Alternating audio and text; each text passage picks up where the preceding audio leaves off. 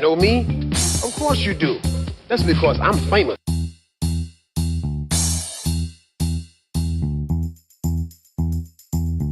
I'm Arthur, King of the Britons.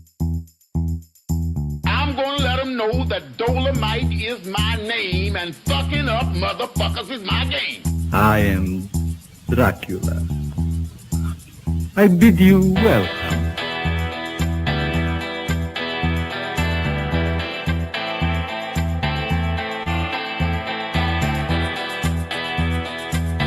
One great rock show can change the world.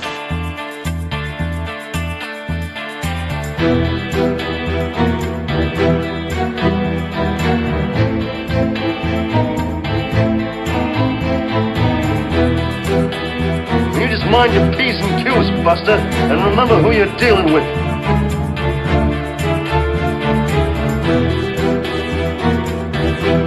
As far back as I can remember, I always wanted to be a gangster.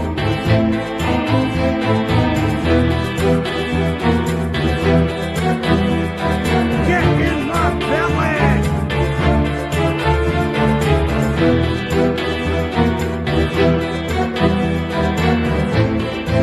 I might as well level with you. The game is rough, and the stake is your life. Oh, you should never doubt what nobody is sure of.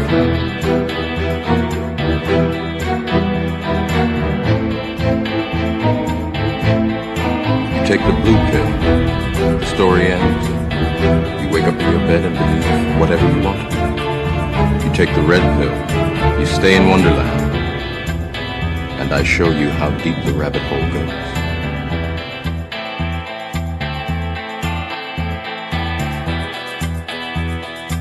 What you are doing is mad. It is diabolical.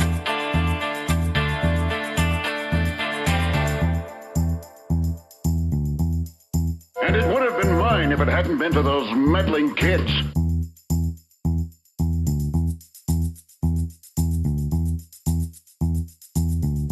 Captain, incoming message.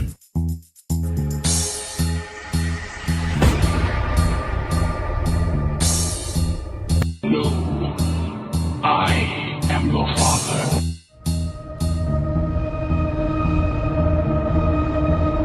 To infinity and beyond.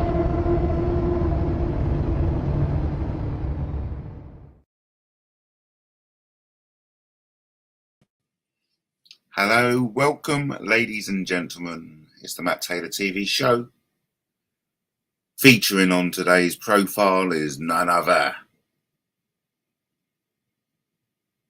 The infamous, the indestructible Brian Harvey and Christopher Eubank Jr. Hope everyone's well. Broadcasting live from Brighton on Sunday, the 16th of November 2025. So, daddy issues. That's going to be the subject of tonight's little podcast, so to call it. I like to call it deep dive.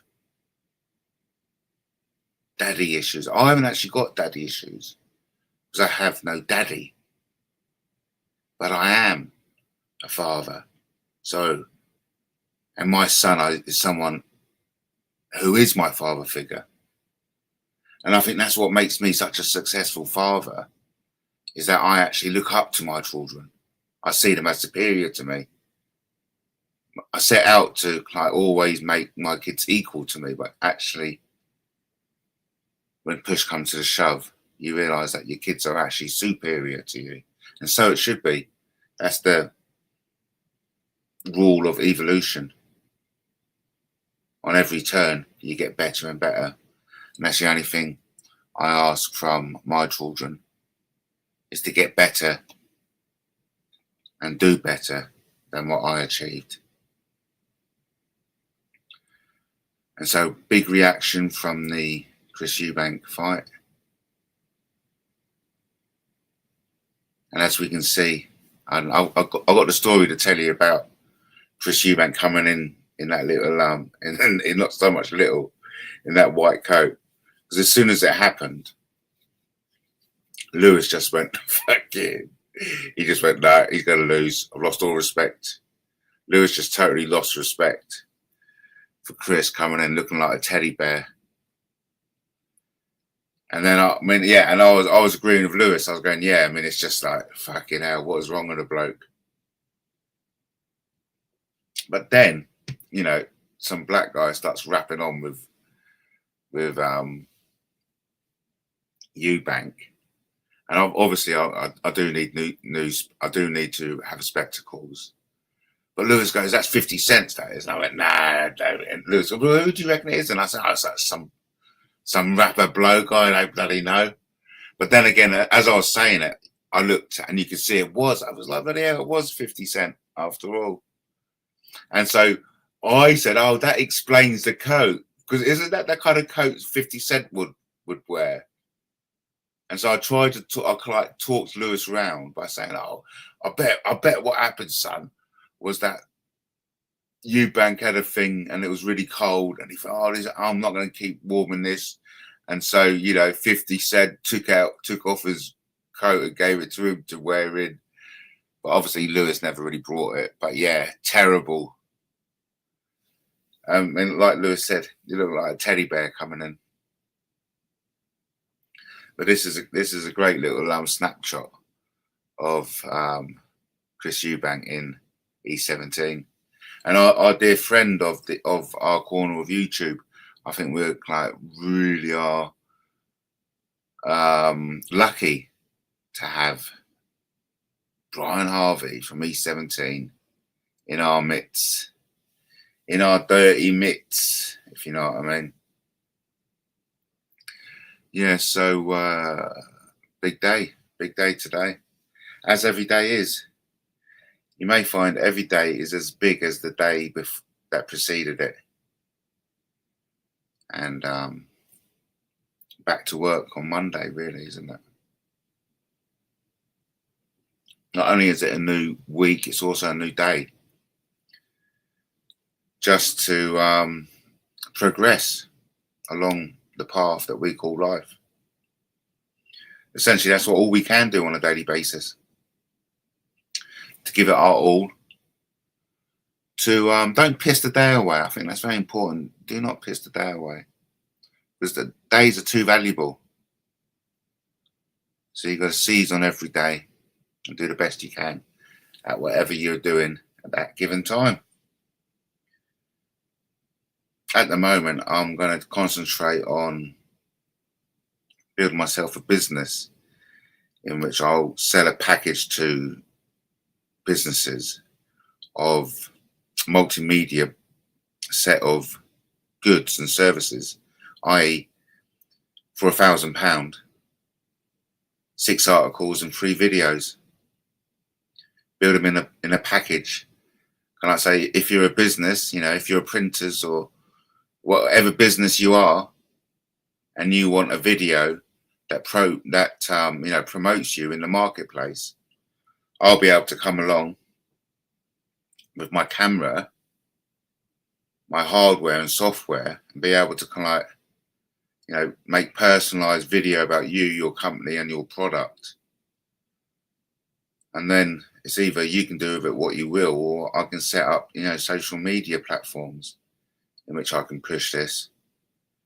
Because what I've volunteered to do is hand out leaflets on behalf of Martin Webb, the Sussex independent candidate for Sussex mayor.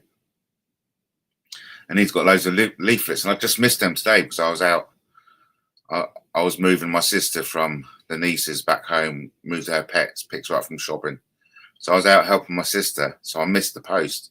And I missed it by a minute because when I drove back into my, into my street, I noticed a Royal Mail van. I thought that was a bit unusual, Royal Mail on a Sunday.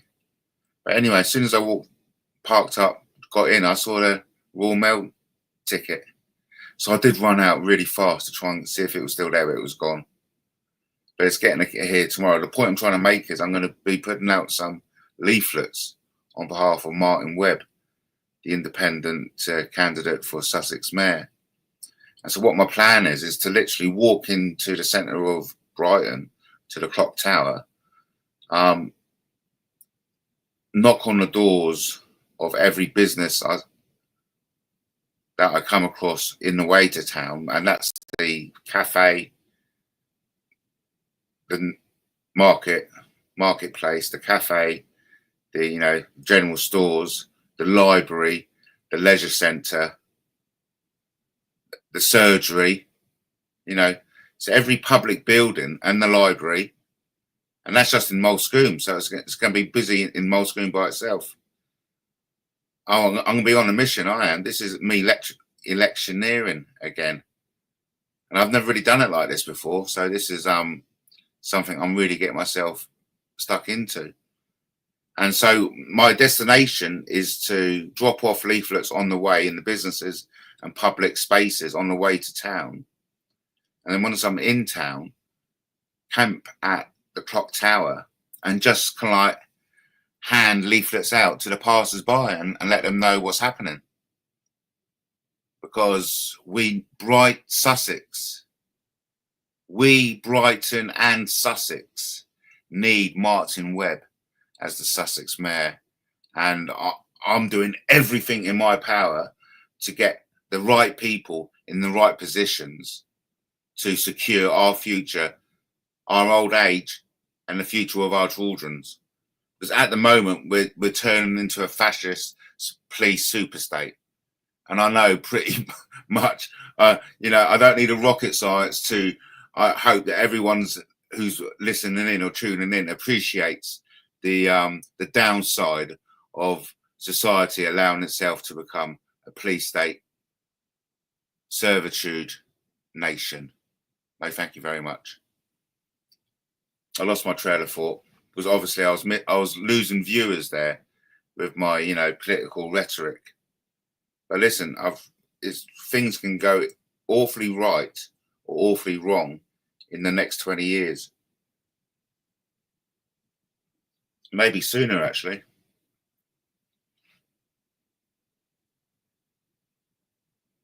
Maybe sooner.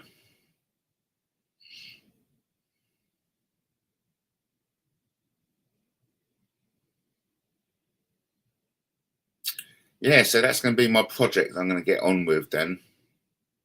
Building up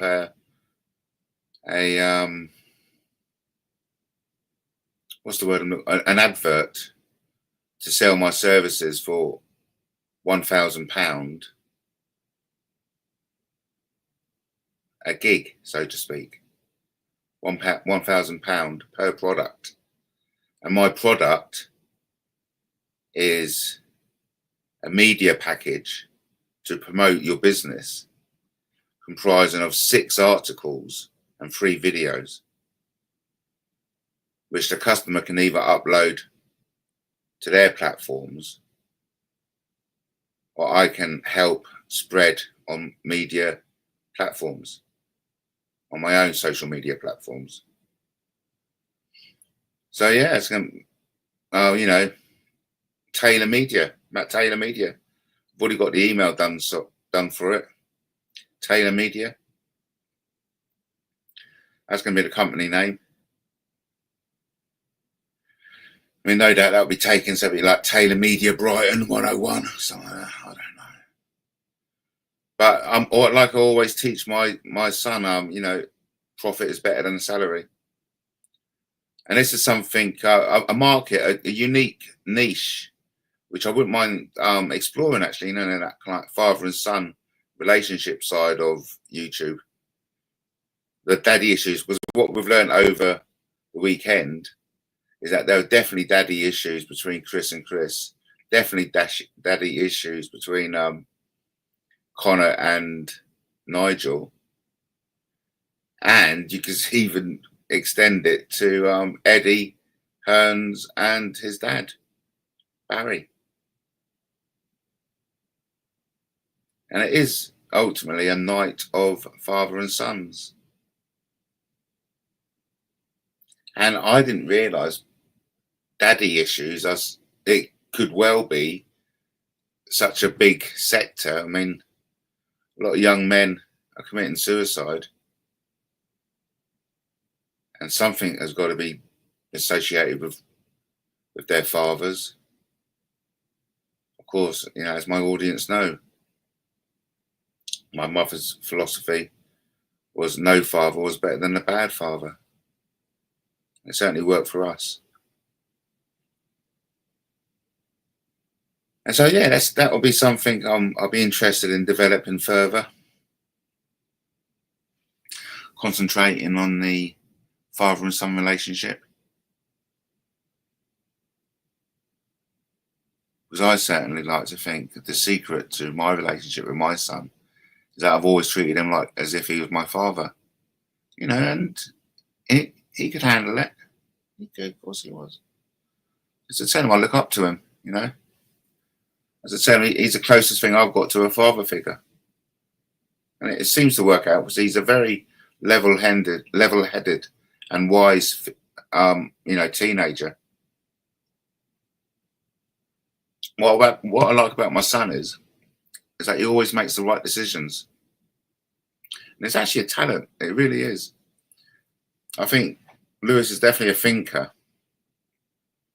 He'll think it through, determine whether it's worth doing or whether it'll work or whatever's best for the situation. He's very aware of all sides to the argument.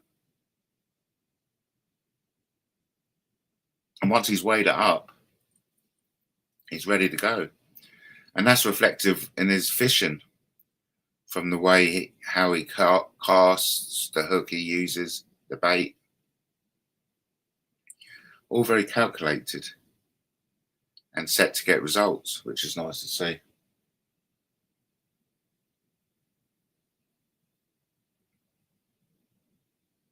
Tough crowd tonight. Tough crowd tonight. Let's go. What's it's going to be saying to me, I think, because what I want to, also another thing I want to be doing is selling myself as a performer. Like taking this MattTaylorTV to the next level and maybe performing it on stage. I think it's going to be time to start utilising the skills and talents you've got available right here and right now to position yourself for what's going to happen over the next couple of years. Because something big's on the way. It's building. You know, it's getting better and better, but also at the same time, it's getting worse and worse. Hang on for a moment. Just getting a call.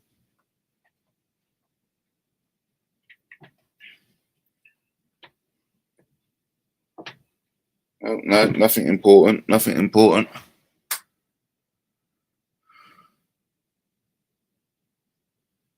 Okay, I'm just going to play a little video and I'll be back in a moment.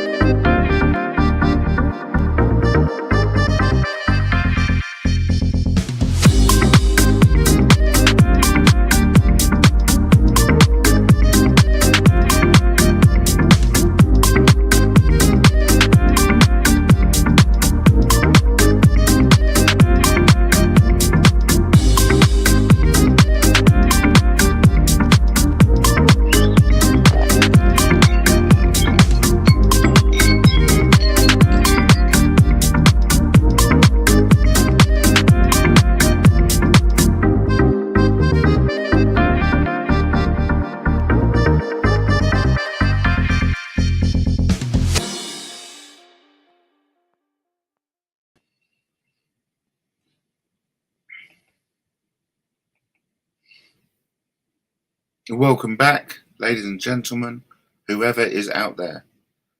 The last we heard was that there has been a bomb in which the outside world has disappeared. Initial reports are coming in that the world suddenly disappeared for approximately 5 seconds.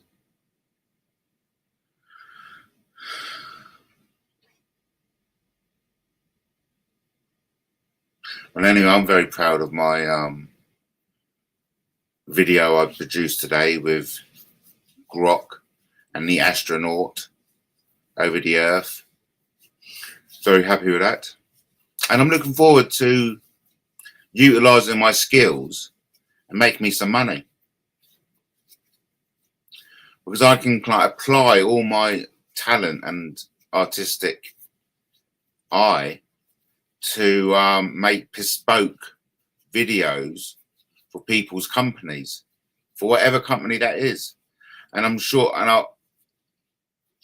I've already known my strategy to win customers, and that'll be to identify businesses, and it could be any business, from cleaners to printers to roofers, any business. And I can build bespoke promotional videos for their services and products.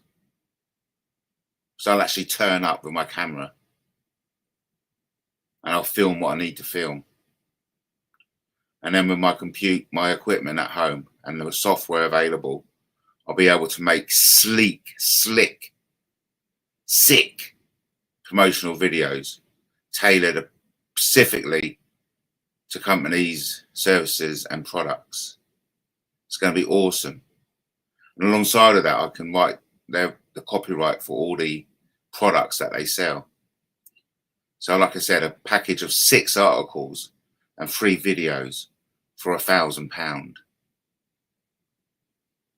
I think that's well worth it, and well worth any company to snap up. So that's my unit at the moment. £1,000 is my unit. And I imagine for that £1,000, I'll be working 5 days.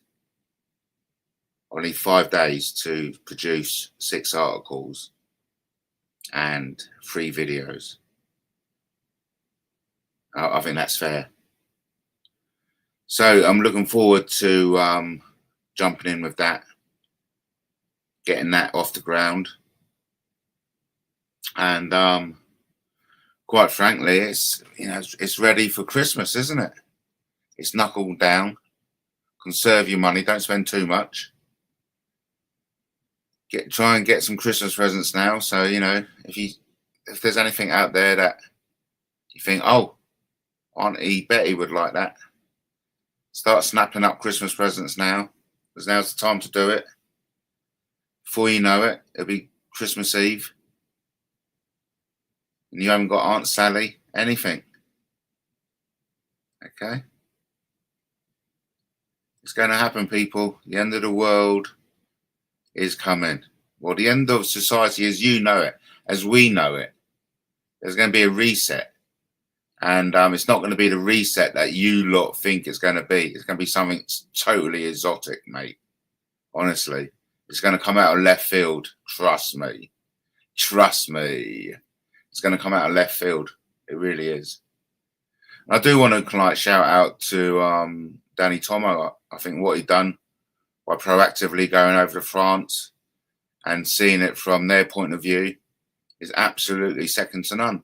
I mean, what we got, and this is something I will be talking about more, is that we got citizen journalism that is very cutting edge in the shape of Danny Tomo going to France and uncovering the big lie that organised crime are sending these migrants over.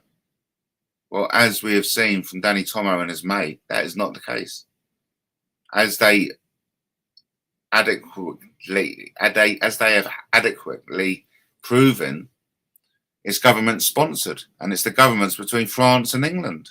And so there's a bigger picture involved, in which has already been agreed upon that there's a free line to some pretty nasty characters, you know, and I'm actually doing a disservice to the story to not really accentuate the type of people that are intentionally being brought into our country.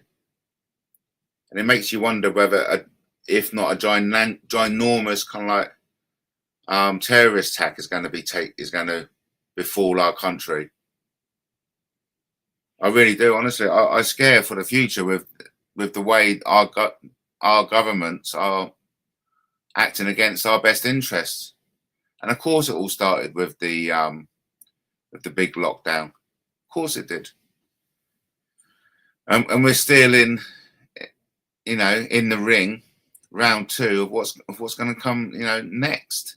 And trust me, something's coming, and it's going to be big.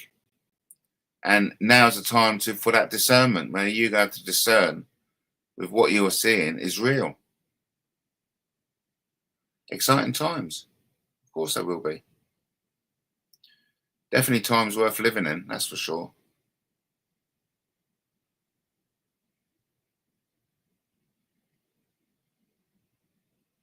History in the making, no doubt. And we've all got a part to play. Especially you and I. You know, it all depends on us, really.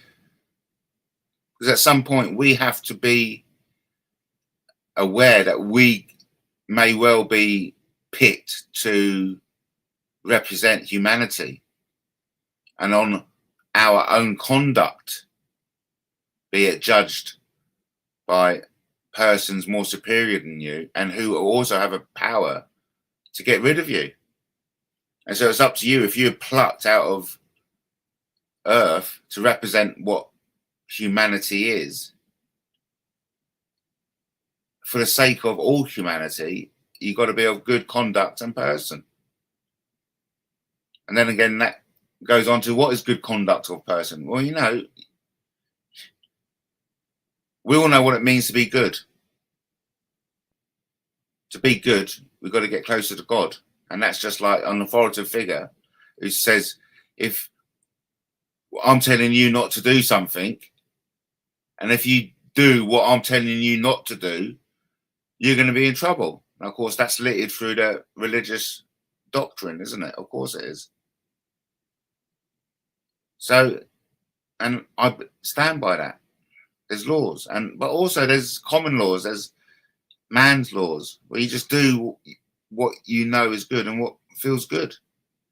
Because to do what feels good and is good is nothing but good. And to do evil is the complete opposite. And that was interesting, what I've heard from yesterday. I think I was listening, or maybe even today, how Conor Ben said he grew up thinking there was an antichrist about to step onto the world stage. He was generally scared, stiff of the antichrist, because he was brought up, you know, in somewhat of a cult, very privileged cult, in which he used to go to bed shit scared that the next day the world is going to be taken over by the antichrist.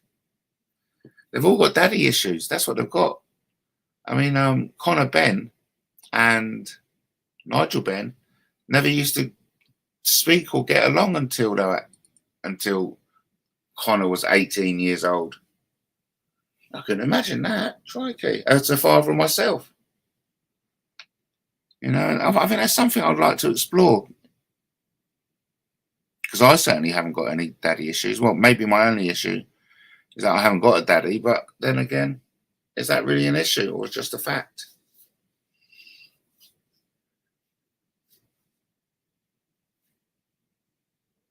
So the weather's turning,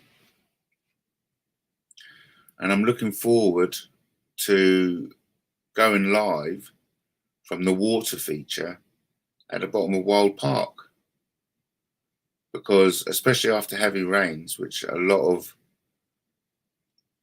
more area gets filled with water, and then with this freezing patch coming down, freezing it all over, making perfect ice rinks, And look, if it does crack, the water's not too deep, so nothing to worry about. You know what I mean? It's going to be epic. It's going to be epic. I really want it to be fucking freezing, like -15. So the ice is good and proper fucking frozen. We'll have a right time skiing on that, I tell you, mate. Anyway, tough crowd tonight. Tough crowd tonight. What else was I really hoping to speak about? I was hoping to speak about everything I've spoken about, to be fair.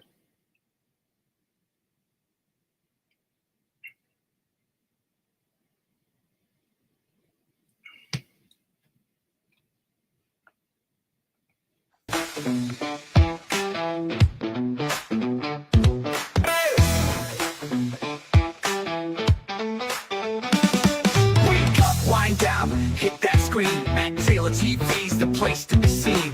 8 in the morning or 8 at night, he's live on the mic and he's bringing the fight. Don't miss the magic, don't hesitate.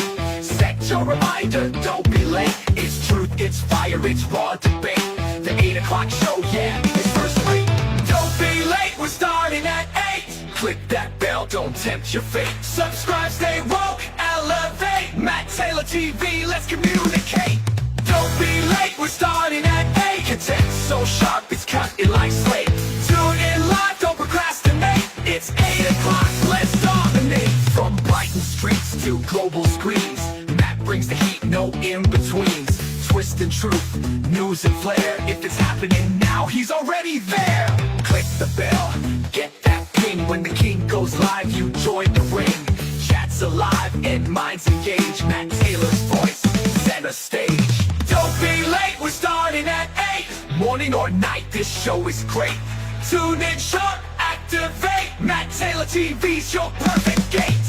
Don't be late, we're starting at 8. Every broadcast, worth the wait. Hit that bell, participate. The revolution's real, don't be late.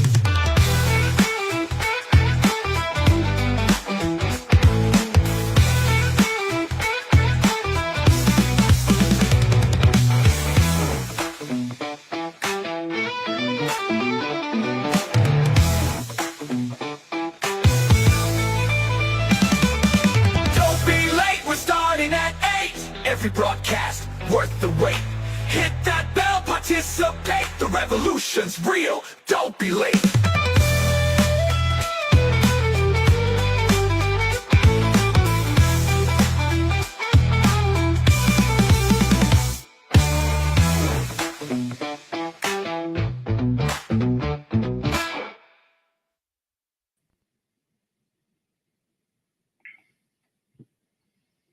Don't be late.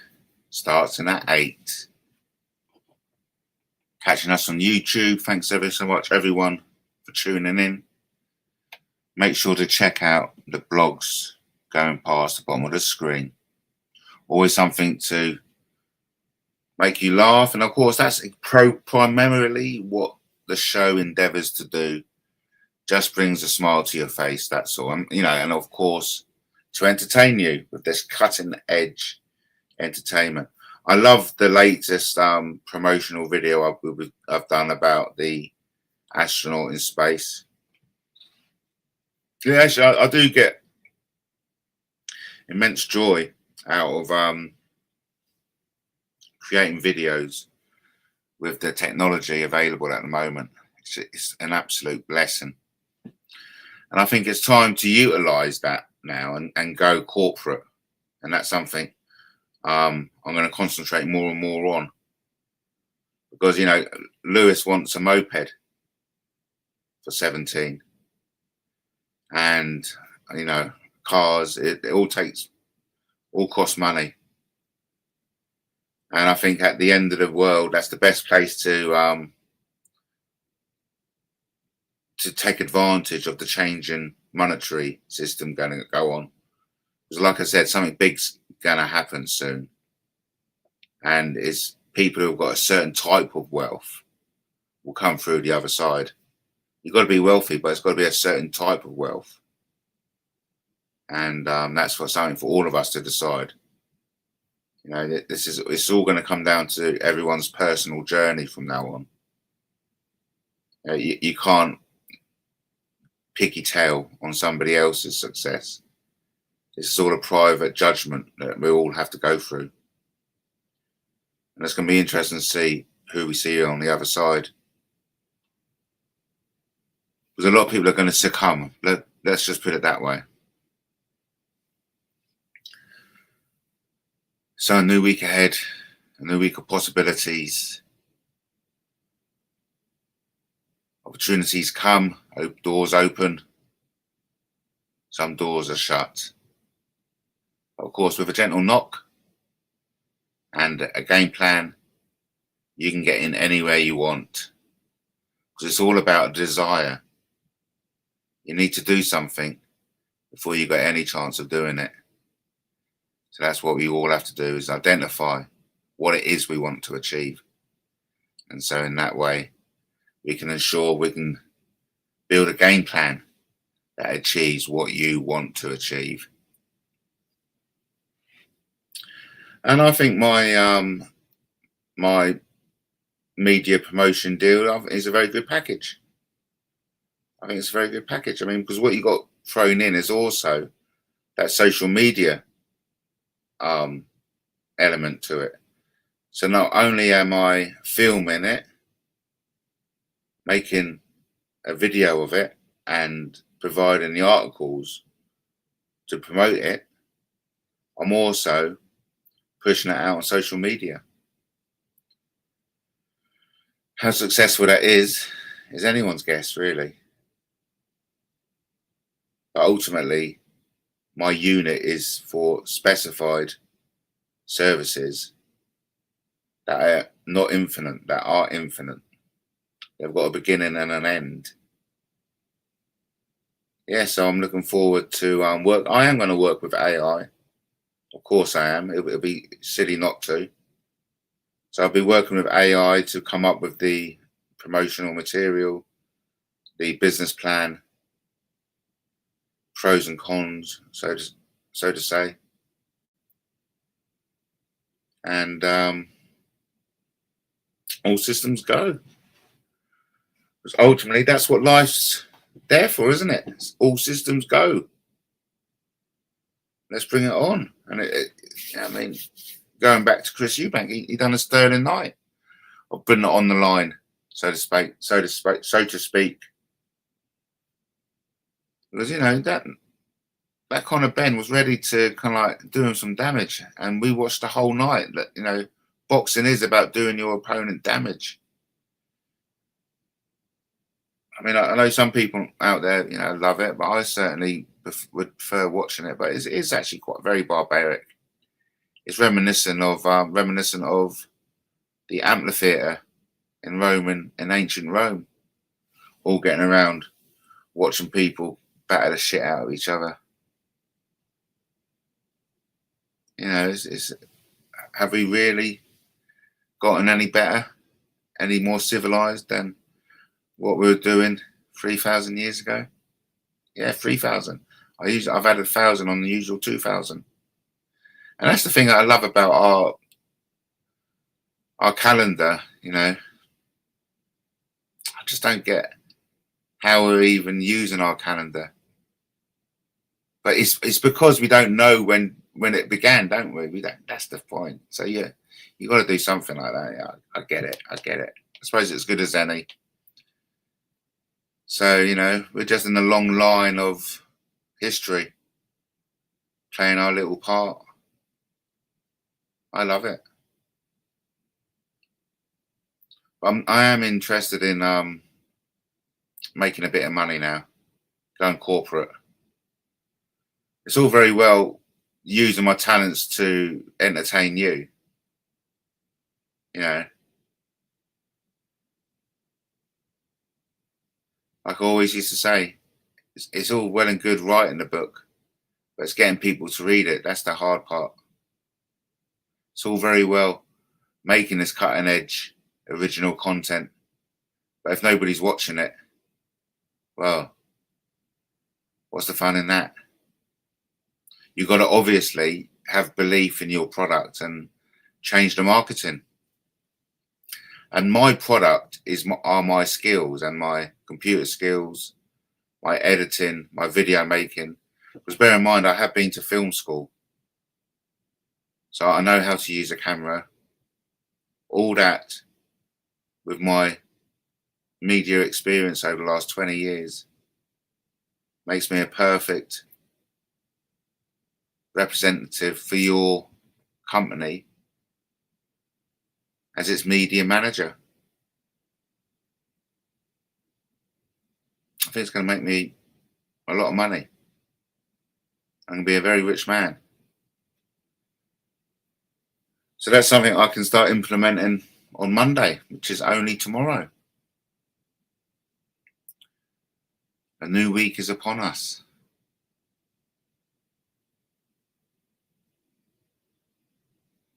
And before we know it, it'll be Christmas. The new year, and then that could be when it comes, Judgment Day, you know. You find out one way or the other whether you win in life or not, whether you're on the right side, whether you with the truth or with the lies, a faithful or traitor. This is the big reveal, so to speak. Oh, it's going to be interesting. I like to think I've got a lot of it right. I've pretty much called who's the traitors and who's the faithful. Easy for me. Pretty much got that down to a T.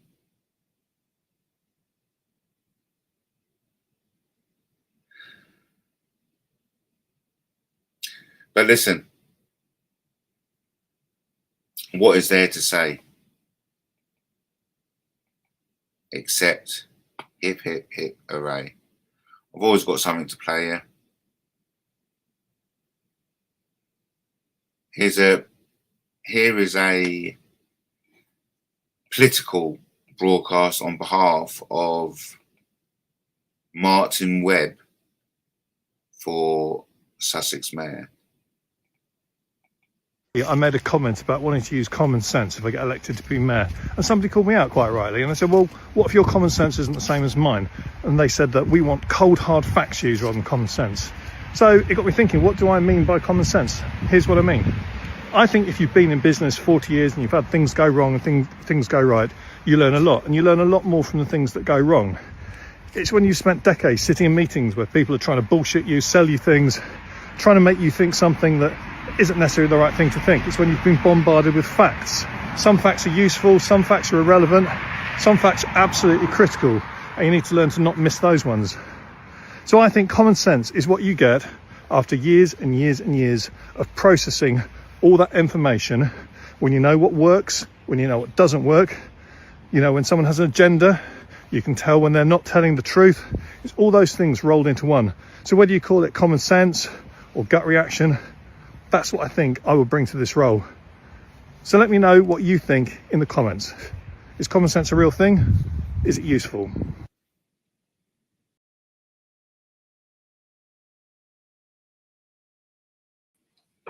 That's what we need, a man of common sense.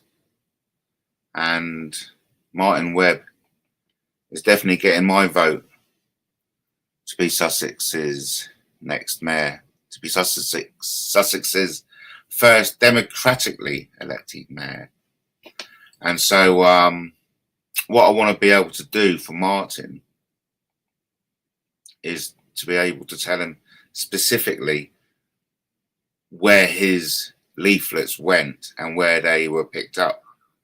So like I said, I'm going to pop into every business and public space in the way into town, dropping off these leaflets about Martin Webb, Sussex Mayor. And then when I reach Clock Tower in Brighton, I'll set up a base and start handing out leaflets to passers-by and letting them know that there are elections for Sussex Mayor in April 2026.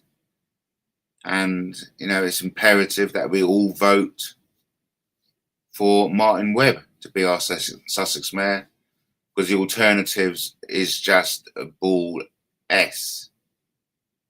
The alternative doesn't even come to bear to think about. Okay? The alternatives is something I'm actually legally not allowed to discuss. You know what I mean? And that should be alarm bells. Okay? You know, as a spoiler, I'll let you know I am not allowed to name the Labour candidate. Not because I've totally forgotten who it is, but because of something a lot more sinister, which I'm just going to have to like brush over for the time being as we head into the last 15 minutes of this podcast. MattTaylorTV, broadcasting live from Brighton. It's Sunday the 16th of November 2025. For more cutting-edge, wacky, zany, crazy content, please check out the youtube.com/@MattTaylorTV Extra. Where you'll find a lot more. I recently had to rename a YouTube channel from Freddie Star TV to Liberace TV. As it just so happens, a Belgian-born, now living in New York, woman called Annika Lucas came out in conversation with Andrew Gold on the Heretics channel that she was abused by Freddie Starr in 1973. That would have made Freddie Starr 30 at the time. So pretty really disturbing content, which you know, it has to be addressed. And then of course, live on the show talking about it with it to the audience, Lenny, kindly pointed me in the direction of a TV interview between Susanna Reid and Freddie Starr, where Freddie abruptly left the interview. You know, angered by the question as to whether he did anything that could have been misconstrued to be, you know, crossing the line. And he took such offence. Well, he obviously couldn't face the question. And within that same program, we also delved deeper and learned that Freddie Mercury's son, I think it was Jody Starr, had been convicted of rape himself.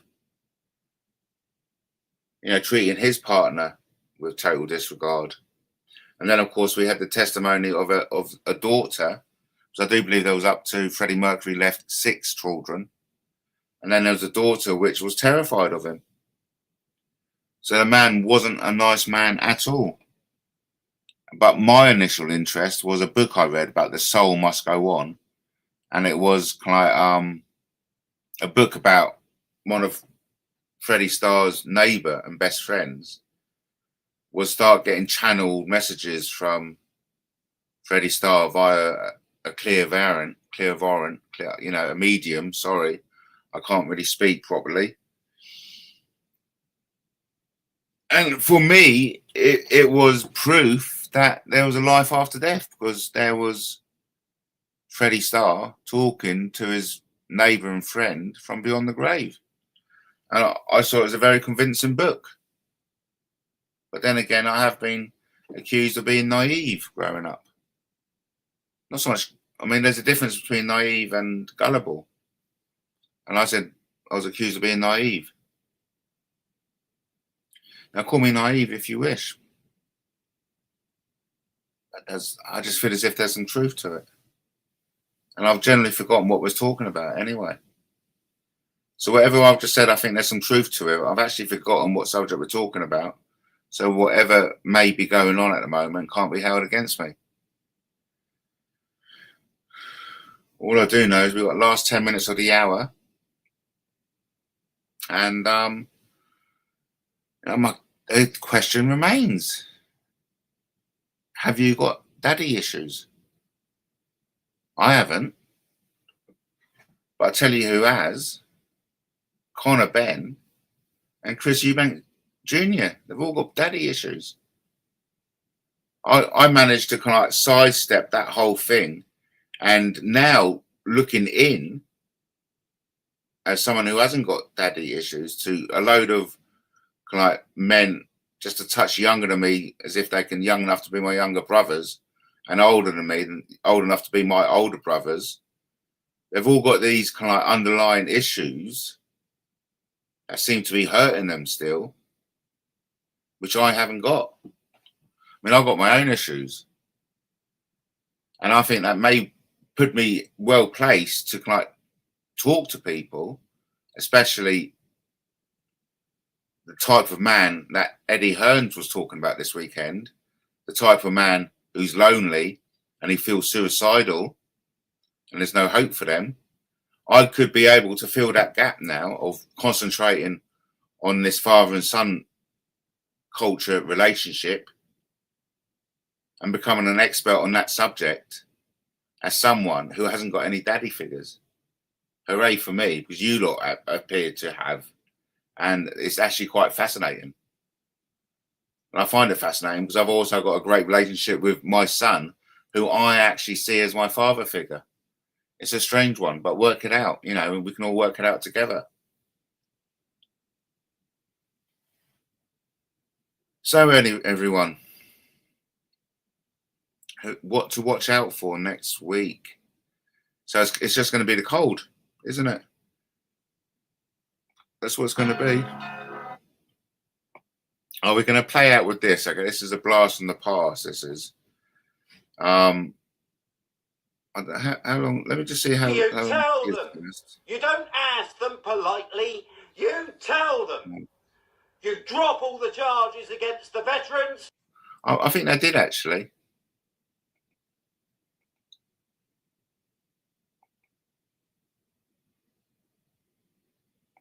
And you drop EU military unification. Because if you don't, I'm telling you now, I will bring 2 million veterans on the streets, all at the same time, and I will bring this country to its fucking knees. Do you understand me? You stop this shit now! Anyway, let's just make it a good one, guys. Monday.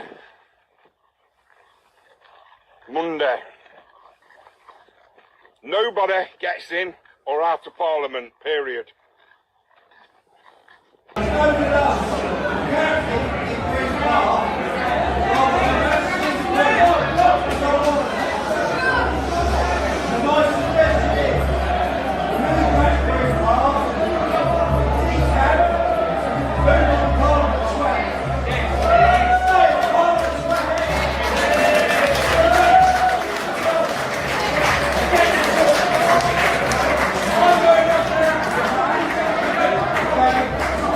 So we're outside the entrances. We've got wonderful Simon Bean, the man heading up the charge today. Veterans March. Simon, could I have a few words, brother? How are you, brother? You're here bright and early. What are you here for, brother, today? What are you hoping to achieve? It's here today to bring awareness to the MPs, the politicians in general, about the persecution and prosecution of our vets. Seen Gavin Williamson. Gavin Williamson's 100% on side, which is happy days. Ian Duncan Smith, he was chatting for quite some time with some people. Yeah, 20 minutes, I believe, yeah, Simon. And he's Great 100% on time, on side as well. And I got some news from a contact at RT that Boris Johnson said last night in Brighton that the prosecution of veterans must stop. That's great news, brother. That's great news. Well, both of them, if you can get both of them to come out today, that would be wonderful, brother. See you later. Take care. There you go. Look, we got. And if anybody else, because I keep hearing these pirates with the King's flag are going to do this and they're going to do that. Well, let me tell you, you ain't doing fuck all. I don't want to even see you down there. This is about our veterans. You do not step into the arena, because you will be floating down the Thames in a little rubber dinghy, masking taped. And you won't be the first ones. Andy, if you're watching, I've booked a flight to Greece and I know where you fucking live. So I'm going to come and say to you, I'm going to give you my refute face to face. And if you want to fucking put a knife in me, if you want to pull a bullet in me, you will do it face to face. Because you're not going to pay £3 trillion notes, which is a made up fucking figure by you and John Winoa, to end my life. I will come to Greece. You live in that little road on the hill just by the pub.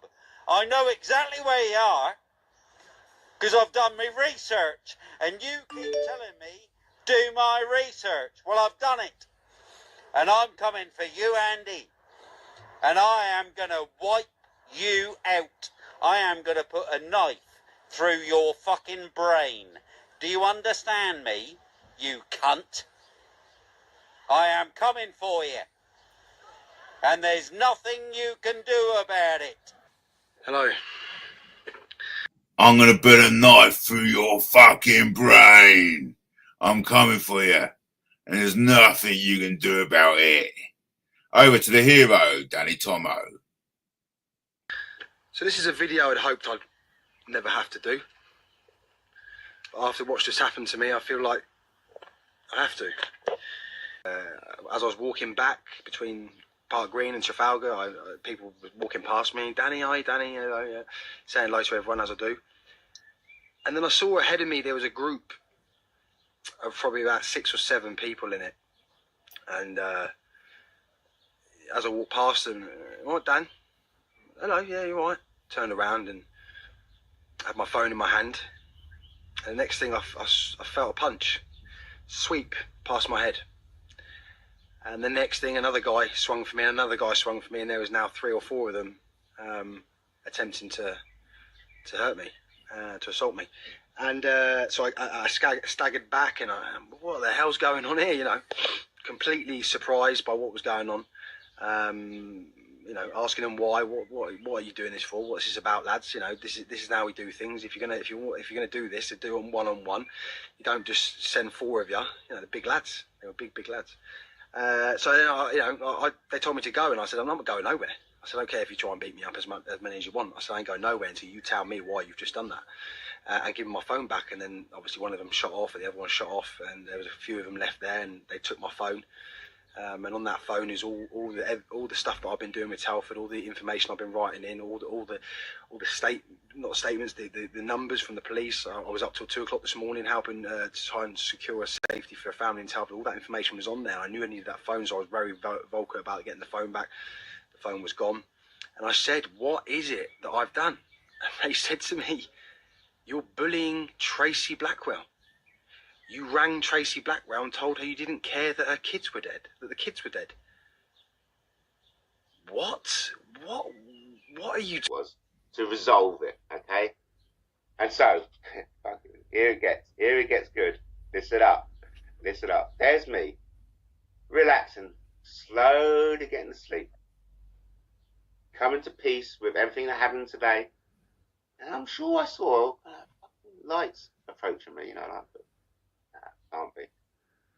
And there's a relaxing, you know, like on the verge of going to sleep. You know, just what I just want to do, you know. Everything's safe. The environment is still. There's nobody walking around. Slowly, and then these fucking lights are coming closer, and I was like, oh, just getting closer and closer. These fucking 4 lights approaching in the darkness. I was like, oh, what is this? And then soon, lo and behold, fucking 4 figures approaching me. 4 fucking figures with their fucking lights on, approaching me in the middle of the night, 2 o'clock in the fucking morning. right? I thought this is it. This is it. They're going to come and fucking pick me up, wrap me in tape, put me in a rubber dinghy, rubber band, rubber wheel, and throw me in a Thames. I was like, I was up with my fucking feet. I was like, come on in, you cunts. Do it. I was fucking right. And I was like, yeah, here they are, me going in, the only R&P. Of course they're going to do this. It was inevitable they're going to come and do this. All their fucking pent-up aggression over the years of all what the R&P's done to them. Oh, mate, I just knew it. I just knew, you know, they'd already thrown me out the camp. This was it. They were going to come and fucking bring it on. And I was like, right, you cunts, I'm ready for you. Four against one. At least when I go out, I'm going to take one of you with me. And that was all my motivation. I was like on my feet and I was like, fucking do it. Come on. Oh, no, that's all right, Matt. It's all right. No, calm down, Matt. Calm down. Nah, come on. Let's fucking do it. No, calm down, Matt. Oh, well, what the fuck are you here for? You know, what the fuck are you here for? You're fucking waking me up at 2 o'clock in the morning. What are you here for? Someone's nicked a fridge and we thought it was you. I was like, what? Yes. So someone's nicked a fridge from my tent and, you know, we're looking for it. And I was like, what the fuck are you on about? You fucking dumb squaddy pricks. With you, so instead of being against us, stand with us. Yeah! Stay safe, people. If you need me, my phone's on. Because I'm worried up. I'm going to be in London until Wednesday. So I'm worried up and I'm here to fight for veterans' rights and every other right of every other person within this country to make sure that this government is overturned and replaced with a new government, but not the government of John Winoa or Andy Devine. Give us a call. Don't be alone. Don't suffer in silence. Because I'm worried up. I'm going to be in London until Wednesday.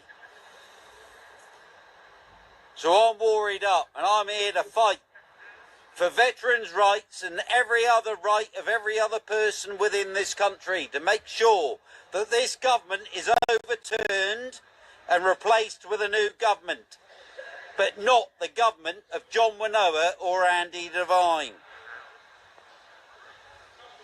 Give us a call. Don't be alone. Don't suffer in silence. Love you loads. This call sign is out. That is brilliant. That was brilliant. I'm gonna have to do a claymation of Simon Bean. So we've got Dan who said, have you ever considered that the reason you have nobody here is because you have them all blocked? Hey, listen, if they're blocked, it means I don't want them here. How are you, Matt? Hello, Lenny. All right. Yes, okay, Lenny. Get it out of your system. Well done on going back to EastEnders, son. The soap's rating has been shit without you. Who's that guy? Ward Up. Is Ward Up an actual word? That's Brighton. That's Simon Bean. That was the veterans for you. The veterans that Den Tarragon goes on about. Oh, nice veterans. They attacked Danny Tomo. The veterans attacked Danny Tomo and nicked his phone. So the veterans and Tommy Robinson, you know what I mean? What the hell's going on? But anyway, Lenny, I was just wrapping up, mate. I was just wrapping up. Yeah, I was just wrapping up, Lenny. So I'll catch you tomorrow, maybe, if you're lucky.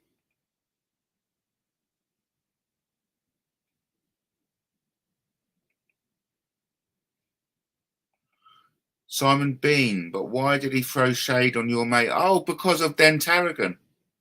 Because of Den Tarragon, AJ Leshbrook and Danny Jones all getting in contact with them saying, oh, I can just make, you know, the solution problems reaction. They were making a problem about it so they could be the saviors to give the solution. Don't worry about it. It's all meant to be replayed at leisure. So what I am going to do, what was I going to do? Totally forgotten. I'll play. Let me play this little promotional video for you. You might like it.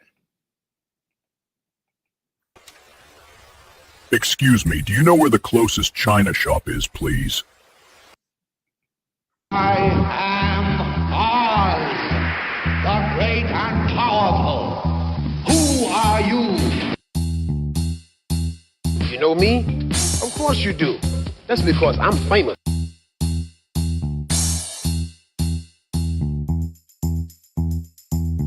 I'm Arthur, King of the Britons.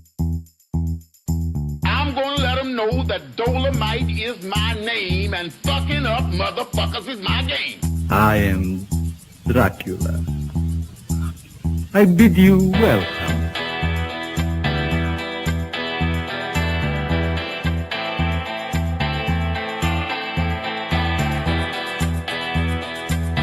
One great rock show can change the world.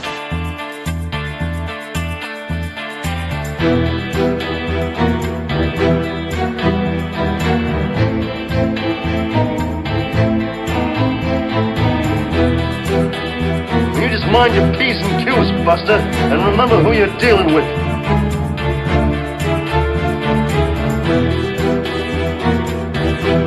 As far back as I can remember, I always wanted to be a gangster.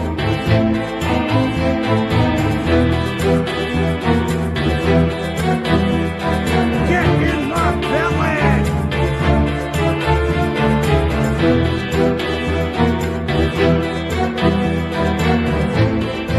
I might as well level with you. The game is rough, and the stake is your life. Oh, you should never doubt what nobody is sure of.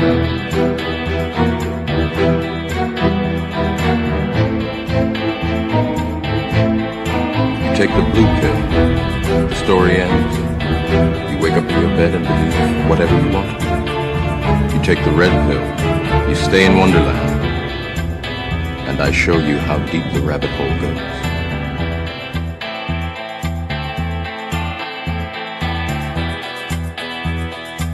What you are doing is mad. It is diabolic.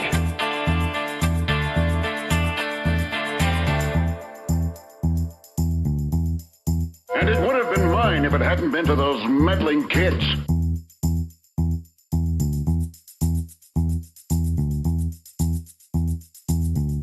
Captain, incoming message.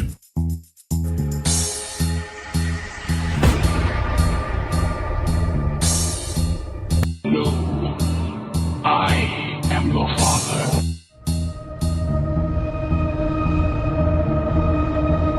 To infinity and beyond.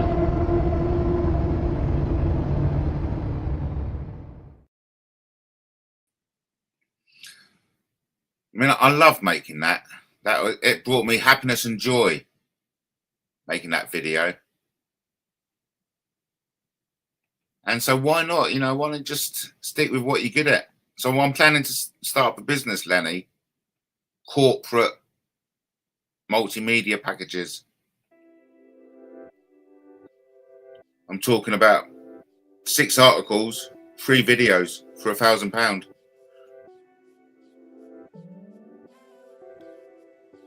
But I was really impressed with Danny Tomo going over to France and seeing it from that point of view. So basically, the big secret Danny Tomo's come out with. excuse me. Danny Tomo, who was beaten up by the veterans, I hasten to add, attacked by the veterans. The same 4 blokes who came for me, I bet. Yeah, I bet. Matt, what was the symbolism of a fish eating the planet Earth? Oh, right, that was Lewis's idea. So I said to him, listen, I've got this grok picture.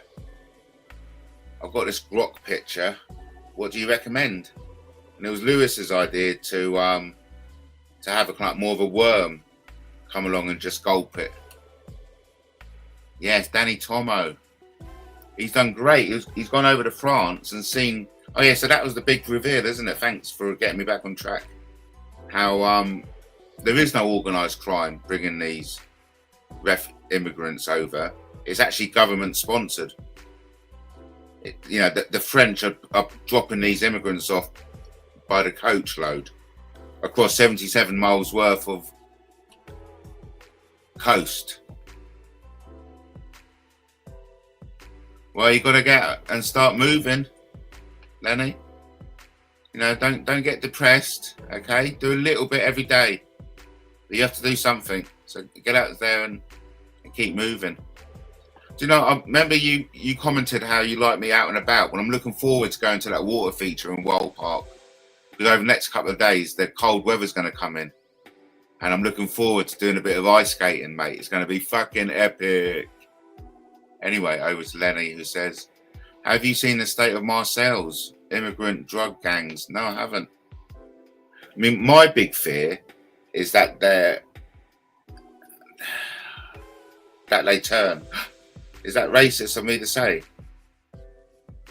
You know, there's a certain subculture of men who have been given access to our country who may possibly, at a signal, turn murderous and collectively inflict the biggest terrorist attack on British soul, unlike anything ever seen until back to the ancient histories, where a bunch of Saxons, knights, made a truce with the British, all got drunk that night, and when everyone was asleep, took out their concealed daggers and slit the throats of every British prince.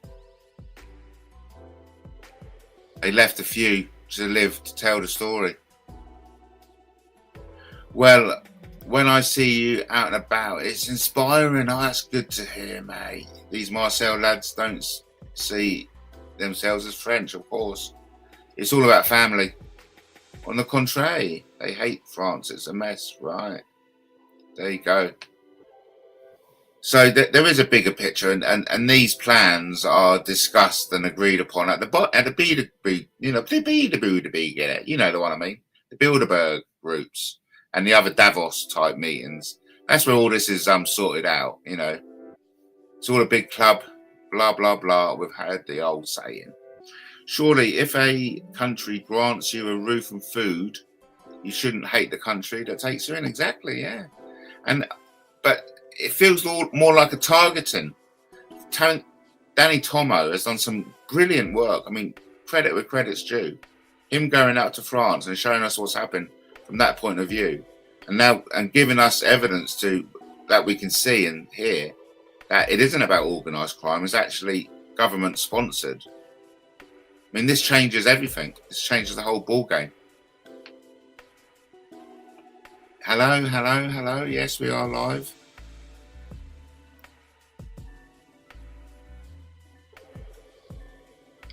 Obviously, we're into the second hour, but mind you, I could just bring it on. I say, bring it on. Yeah, it does more feel targeting than anything else. A targeting of our country. And God forbid, you know, if it all comes out that this has been orchestrated by an elite few with total disregard to culture and the public at large, if that isn't a reason for a mass revolution, I don't know what is. Because, you know, I think it can happen at any moment, mate. We can go off on one. Matt, BBC seem to have lost the country. They were a very respected institution. Yeah, I know. Convid started to look like Bone Head from Oasis. Right, so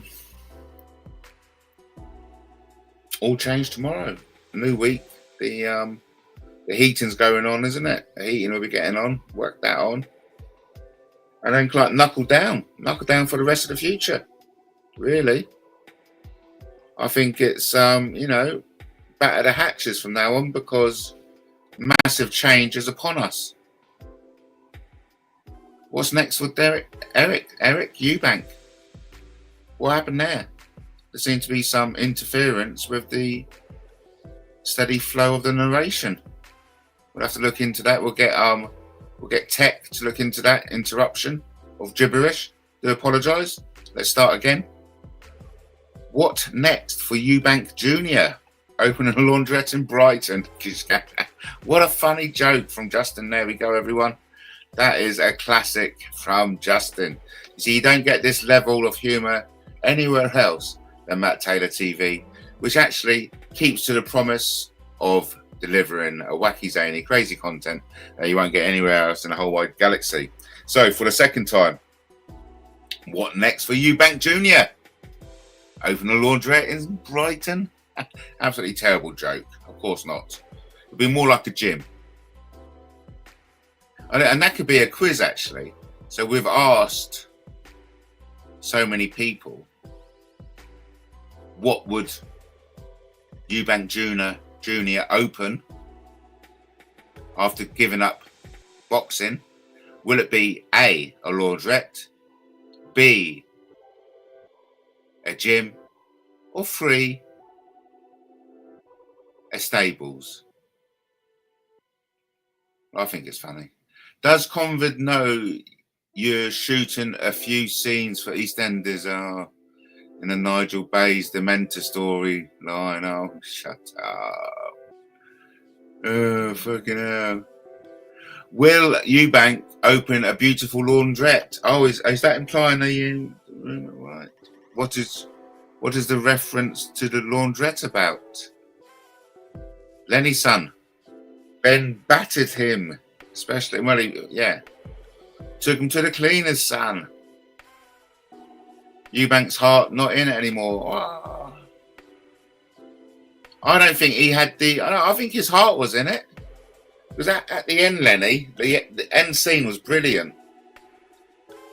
Because he got bashed off. His feet went. He got up. Got bashed again.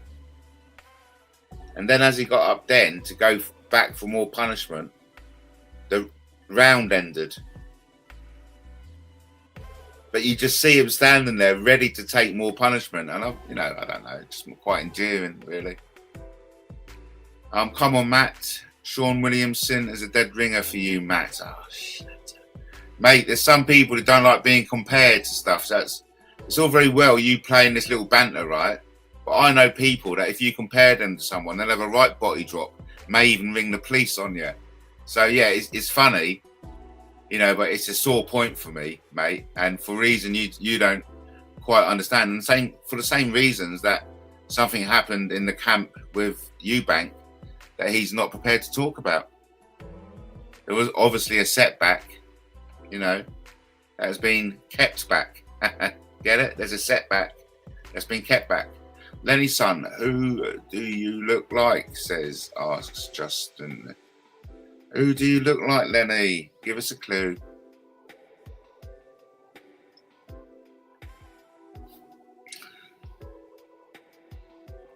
Is it fair enough? It's all right. Don't worry about it. Thanks for saying sorry, though. It's very kind of you. All will become clear in due course. Put it like that way. I mean, that's like saying that Jesus will return, where it's highly unlikely that he is. You just got to put it out there because he was just a man like you and I. You know what I mean?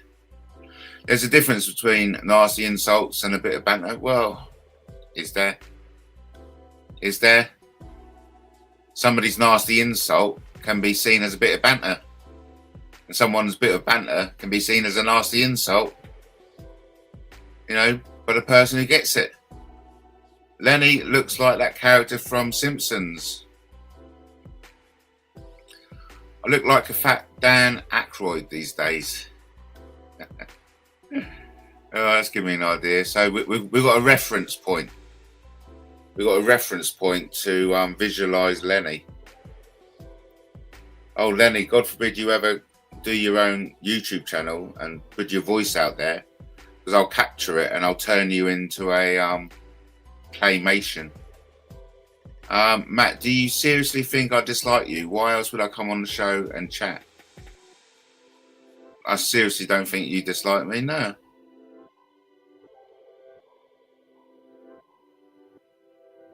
But I'm at a disadvantage because I don't know you.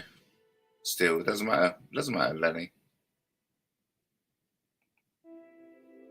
Dan Aykroyd was in Coneheads, yes. I don't think I watched it, to be fair. It all seemed a bit stupid to me. And he wasn't particularly one of my favourites. Lenny, why don't you show us what you look like, son? Oh, something's going on. Something's afoot. We've got Justin pressurising Lenny to show us what he looks like.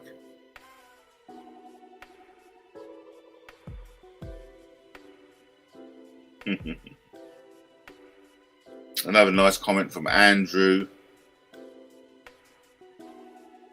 Bennett. Just laughing at a funny comment from Andrew Bennett.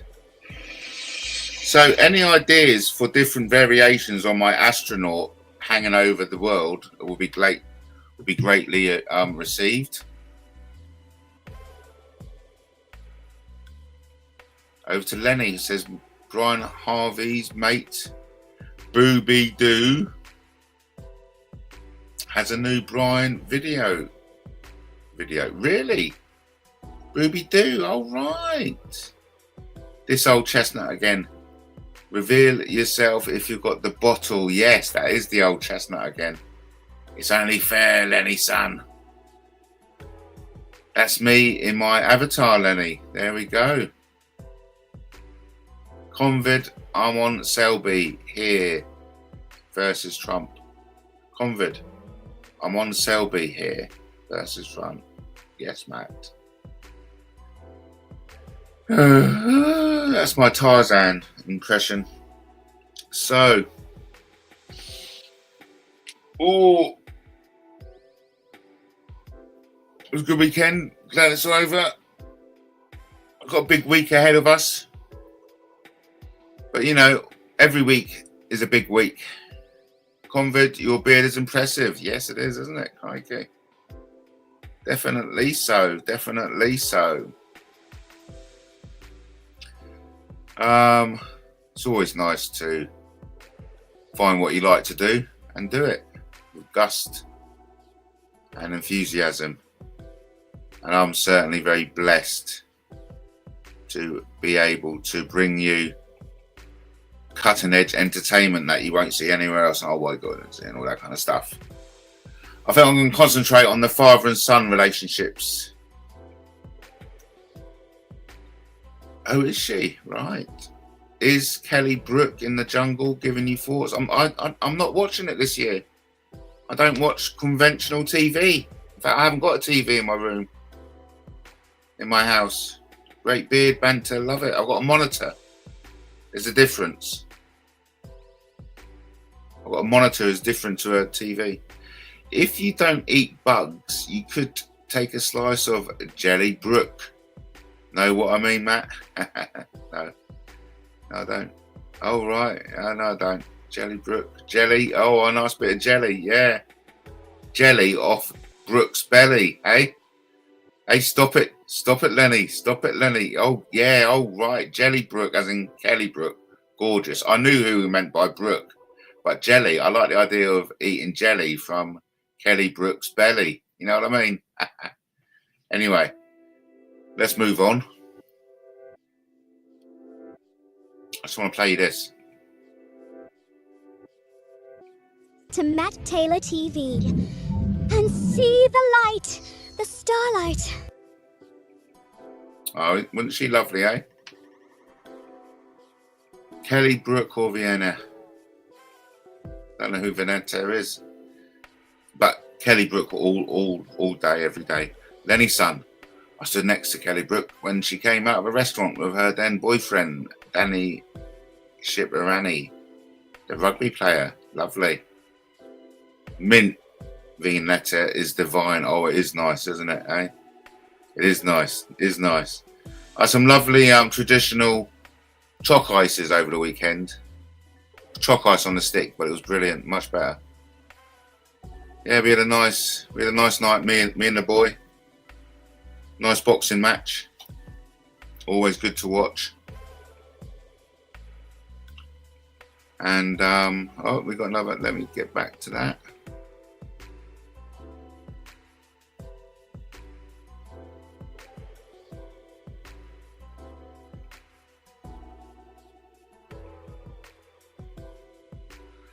Lucky convid. She must be a nuclear sex bomb in the flesh. Lenny's son, to be honest, her boyfriend Danny was better looking. They're talking about Kelly Brooks. So here's Lenny going, she must be a nuclear sex bomb in the flesh. Lenny's getting well pervy over the thought of catching Kelly Brooks out in London somewhere out with her boyfriend. Justin comes back. To be honest, her boyfriend Danny was better looking. Lenny says, can you still get a standard HB Walls croc? Yeah, you can.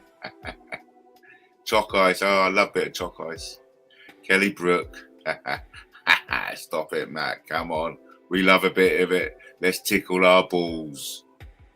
That's going a bit too far. Thank you very much. Let's move swiftly on. So ultimately, a lot of people have got daddy issues, and I haven't, which is quite cool. So that's nice. I've got some leaflets coming tomorrow for Martin Webb, Sussex Mayor, and I've decided to start, to go into Brighton, stand at the clock tower, and hand out the leaflets.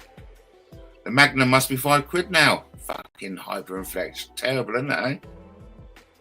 Kelly Brook weighs 25 stone these days, doesn't she? I know, it's tragic, isn't it? But crikey. Hey? What's all that weight all about anyway? There's a formula, isn't there? If you eat and you don't expel, let's say, if not more energy than what you eat, you get fat. So you can eat a lot if you go out and do a lot. You can't eat a lot and not do a lot. Otherwise, you'll get fat. You got to, ultimately, to lose weight, you got to do a lot and not eat a lot, and that will guarantee you lose weight. She says she won't let the trolls win. I don't think she's that heavy. Good.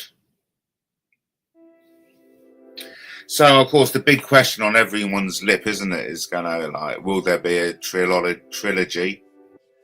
I think there may be, but it's about another 2-3 years down the line. I think Conor Benn would want to see if he can make it at 147.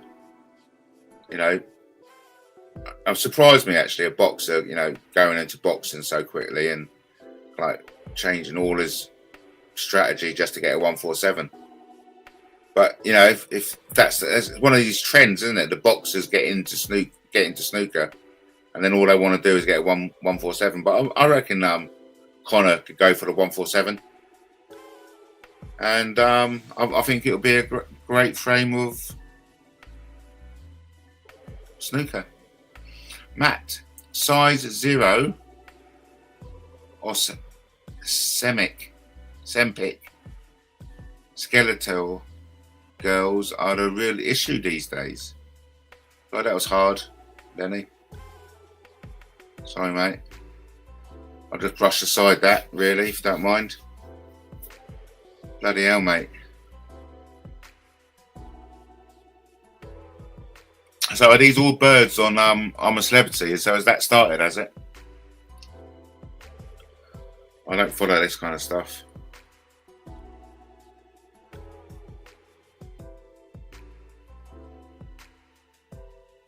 Right, so Christmas soon, everyone. Have you all got plans? I've kindly been invited up to my magical imaginary girlfriends, which is very nice of her. Matt, is Kelly Brook is a perfect 10, but she wears a 12. Will that keep a little 2 for yourself? Your mate Martin Kemp from Spandau Ballet, and EastEnders is in the jungle too. Oh, is he really? Wow. Wowee. I suppose I can tune into it on ITVX actually. Has Eubank Jr. joined E17, Matt? I know, exactly.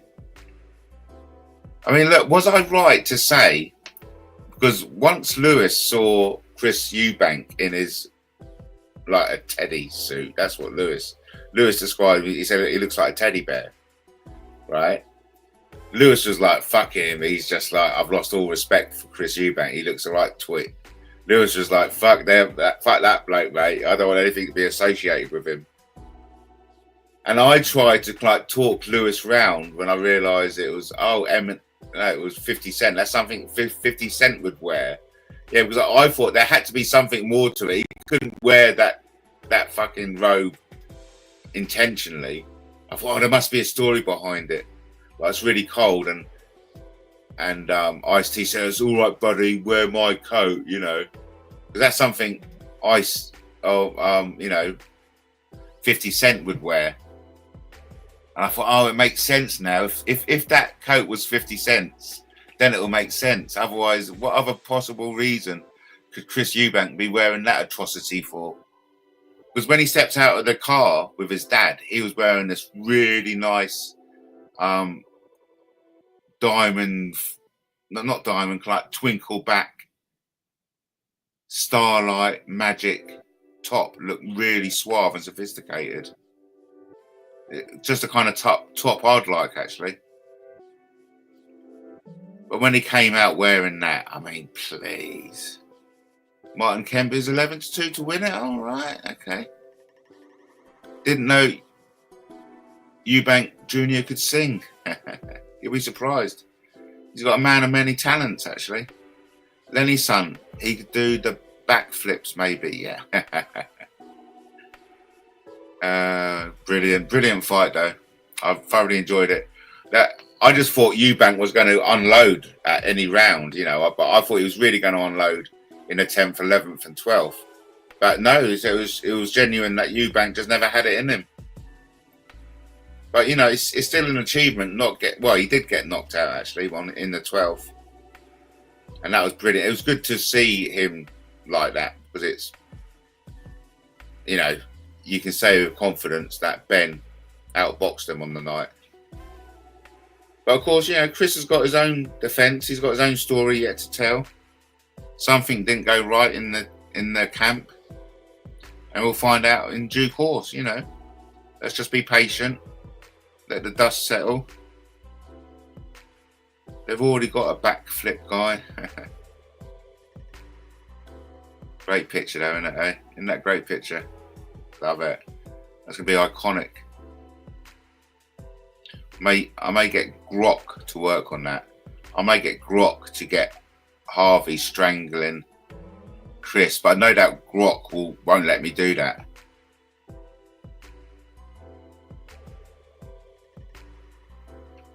So, father figures. There was a really good bit on this documentary about Eubank Senior and Junior meeting up for the first time in ages. And after the fight, the first victory, they were on a balcony in a hotel.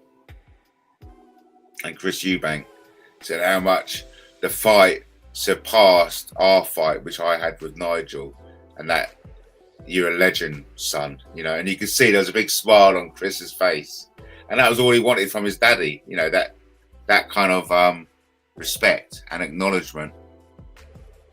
And so that's his daddy issue. And of course the other issue between Conor and his dad was the fact that the first thing Conor said after the fight, he turned to his dad and went, "Hi, there you go, Nigel, got one over on you."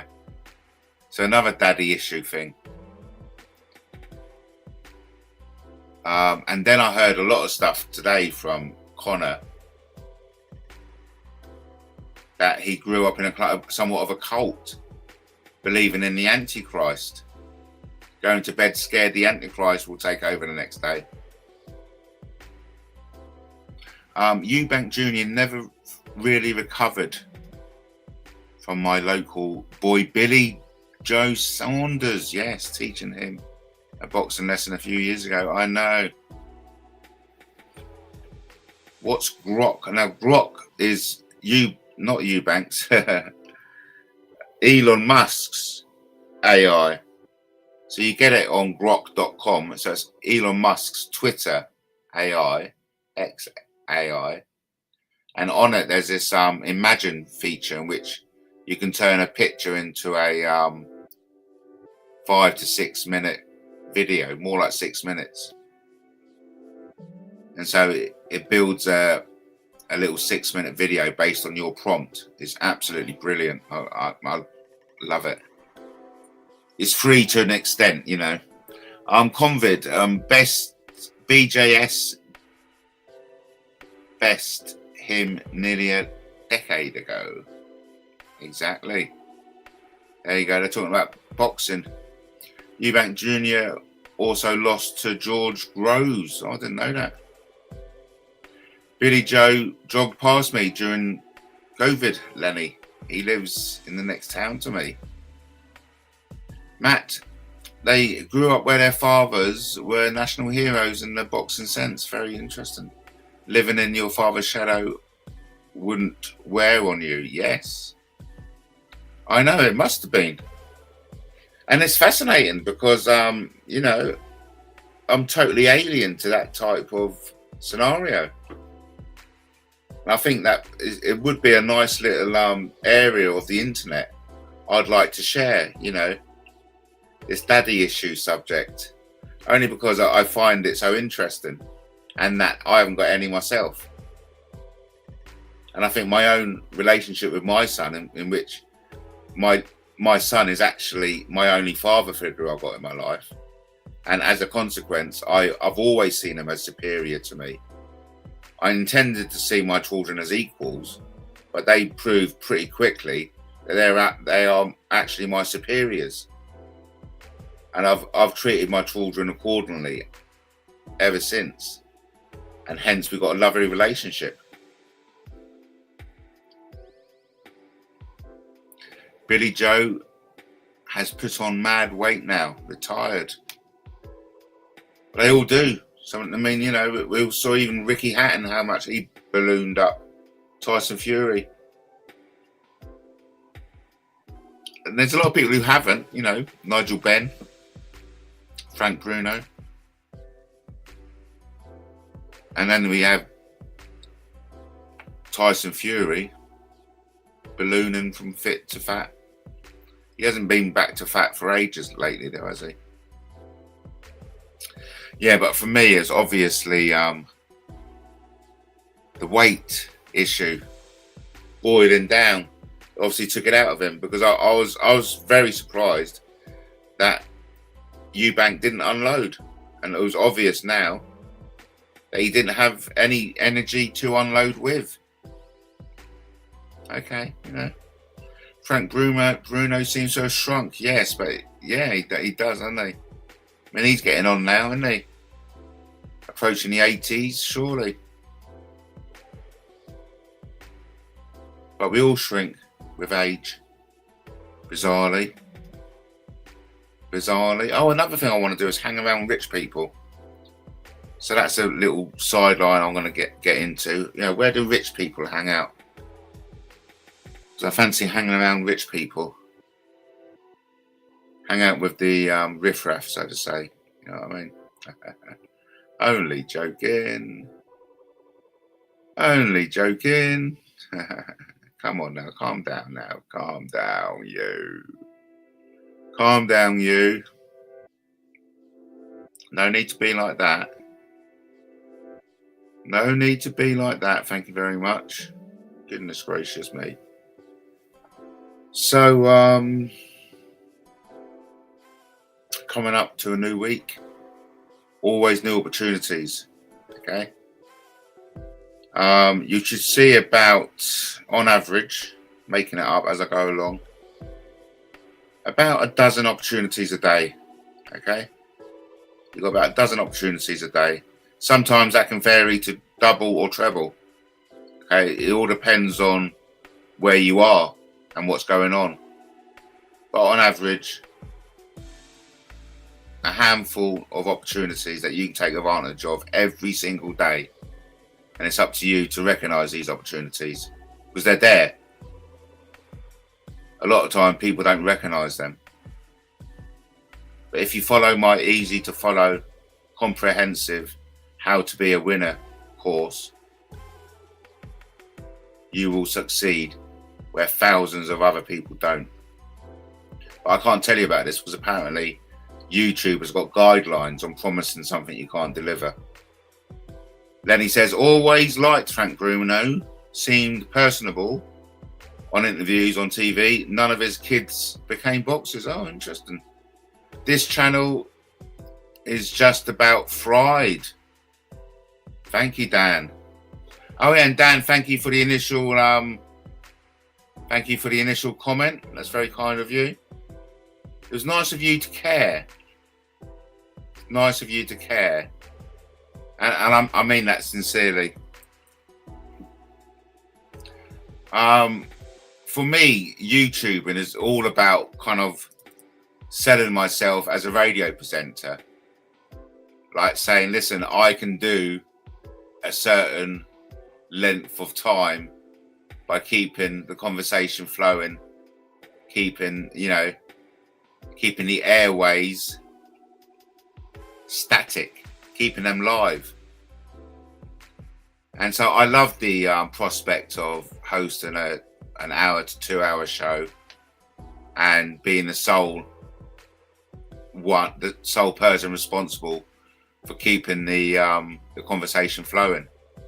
I think it's a great opportunity. Again, I see it as an opportunity. It's an opportunity to talk, get things off my chest, share ideas. And also I'm giving a service to you, in which I'm also giving you the opportunity to share ideas, get things off your chest. Okay, so it's a win-win. And these are the kind of like multimedia products I now offer. And I can do this personally and for businesses. Create online spaces in which you can interact with your customers.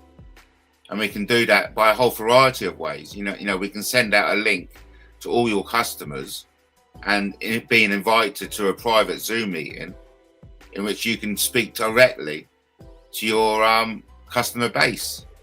And this is all going to be enabled by my Taylor Media product range of services. It's going to be fantastic. So I'm going to be getting onto that now. I'm like giving up the entertainment and going corporate. Only because entertainment isn't paying at the moment. And I'm not blaming you lot. I've intentionally given you this material out for nothing. And I want nothing in return. Okay? Except for you to ask your nearest and dearest to like and subscribe Matt Taylor TV. Okay? Not a lot to ask for. It's just a few taps of the keyboard. Matt, you're keeping stum on this David Serborn situation. Oh yes, I have got AI to imagine a chat between Brian Harvey and Prince Harry. I haven't actually reviewed it yet, but I may get onto that if I've got time, because I am going corporate, by the way. Just saying. Convert said, unfortunately, Eubank Jr. was never world class, but he's made millions, so he did well. Yes, of course. Yeah, and perhaps that's something, either way. The big question is, will there be a third one? And I think I'm going with yes, but a couple of years down the line, maybe another 3 years. 3 years, then maybe yes or definitely no. Dan, when are you going live, buddy? Right. Exactly, Convid. Made money, got out uninjured. Double win, if you ask me. Yes. And that was, even just not getting, he got knocked down. He got knocked off his feet, yes, in the 12th. But just surviving, not Conor Benn for 12 rounds, though he didn't, but he did, was an achievement. I still thoroughly enjoyed the fight. Thoroughly enjoyed it. In context of its first fight, and in context of the fights 35 years ago. Like you said, first time in history this has happened. So that was literally history in the making. Where's Harvey's mate, Alex Belfield now? Well, he's got well and truly silenced, hasn't he? He's been well and truly silenced. His whole tour got cancelled as well. Shocking, really, what's happened to Belfield. All because Jeremy Vine got upset, you know. Eubank Senior definitely has had mental health issues in the recent years. Remember the interview? He sounded campier than Liberace. What I found interesting was Nigel made a point of saying during the press conference when kind of like the face off, the last face off, when Junior and Connor were facing off, you could see. Well, you'd already seen Nigel, but anyway, then all of a sudden, Chris Eubank pushes himself in, and then Nigel steps closer. A security guard puts his hand up, and Eubank is just ignoring him and dancing, and then Nigel Benn comes in, grabs his hand, smiles and shakes his hand. Well, unbeknownst to us and out of view, according to Nigel Benn, Eubank brought his left arm up as if to kind of protect him from attack. And of course, Nigel Benn is fuck him. He thinks, oh, fuck him. I'm done with him. I'm done with him. So, at least that's been put to bed. But we'll see if there isn't a third one. It's going to be big money. And it's going to be an exhibition match more than anything. The people will say, I mean, no doubt 3 years down the line, Ben would have a dose of realism. He's either a world champion or a exposed wannabe. And we never know where Chris will be. Hopefully a bit more heavier, so he can go into the ring at a right weight. But what do I know about boxing? I'm certainly not going to get into boxing field of it. Over to Justin, who says Eubank Senior lost a son a few years ago. I mean, that's got to be a factor, hasn't it? It's got to be a factor. He has suffered that death, so he doesn't want to lose another son. Yes, and obviously that was the factor. The boiling down to weight. It saps you of your flesh, body and soul. And what I mean by is the energy. It saps your energy. Who is the guy who presented Top of the Pops in the late 80s? Was that Vine? No, I don't think so. Maybe. I don't know. Somebody or another.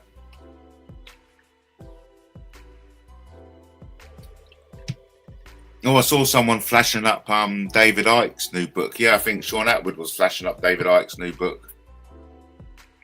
And so if anyone wants to get me my David Icke's new book for Christmas, I'll accept it.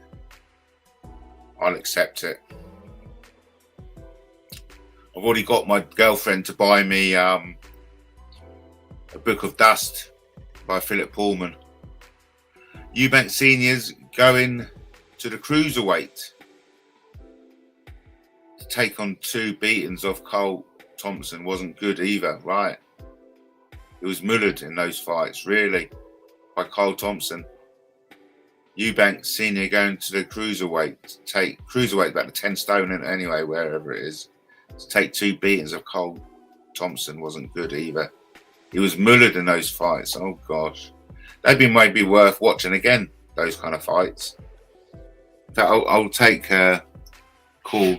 I'll take a note of the box. I wouldn't mind watching that. Mind you, I've got the zone for the next 7 days.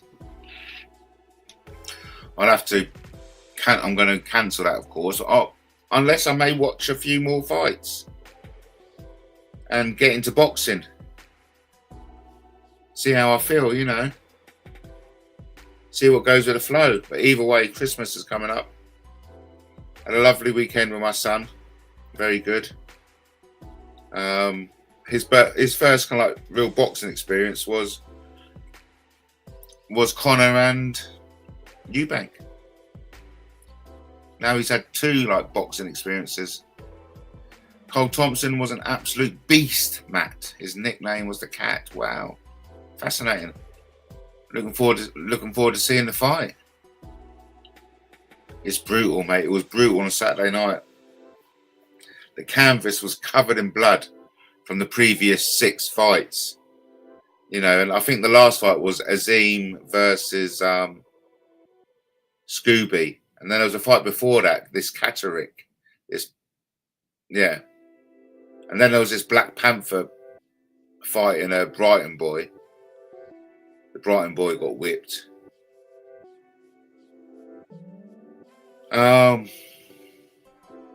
Carl Thompson, absolute beast. His nickname was the Cat.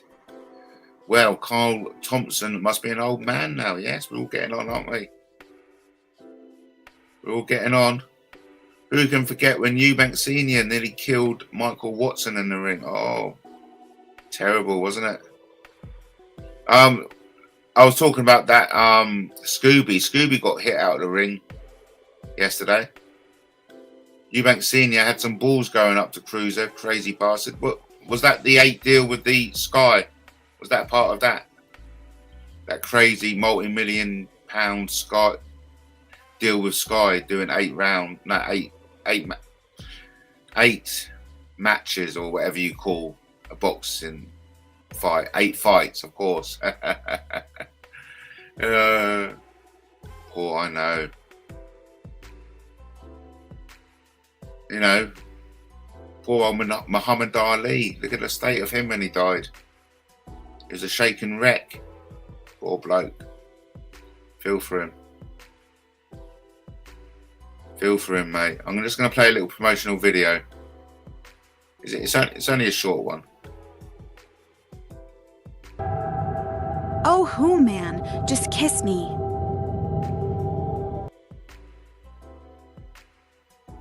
Yeah. Okay. We're kind of coming up to the 2-hour mark, everyone. I'm going to say thank you for joining me. And I hope to join me again. Let's get an appropriate...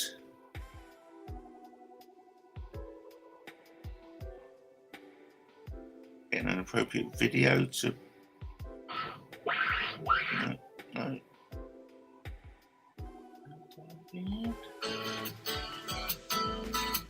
Oh, we'll play that. So we'll see what it is. That'll be the outro show, I think. Don't take it to heart. Over to the chat. Lenny Son. Eubank Sr. can still be seen cruising Brighton. Allegedly, of course. Oh, no, the Sky deal started with some nobody guy from Brazil. Then Sam Story, Dan Schomer, Henry Wharton, Phil, Steve Connors twice, I think. Well, yeah, look, Lenny knows his boxing. Probably got the wrong order, but well done. 4 points to Freddie, to Lenny even. Matt Taylor Liberace of YouTube. I hope you've all subscribed to Liberace TV. It's very easy. You just do www.youtube.com/@Liberace TV, and then that should take you to Liberace TV. There we go. I'll put that in the chat, everyone, so there's no excuse. Get yourself over to Liberace TV. Lenny says, oh, there's Liberace TV, yeah. Lenny says, Eubank fought Collins in Mill Street, County Cork. The rematch was in Dublin even. I don't know where Ireland came from. Dublin, yes. Must have been a trip for Eubank going over there. Enemy territory. Matt, Liberace's card collection was epic. There's a video of him on YouTube showing them off. Oh, really? Let's have a look. Let's have a look. Liberace and his cars. Oh, there we go.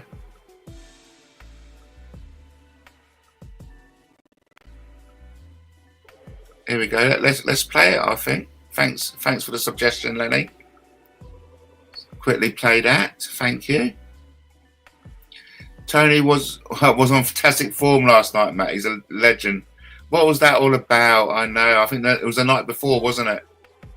He's such a weirdo. Such a weirdo. Embarrassing. But anyway, here's Liberace's car collection. Here we go.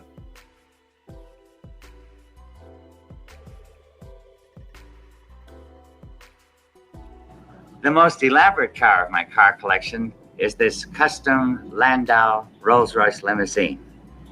It's the most elaborate and also the most expensive. There were only a few of these made, and the thing that makes it so special is the Landau top.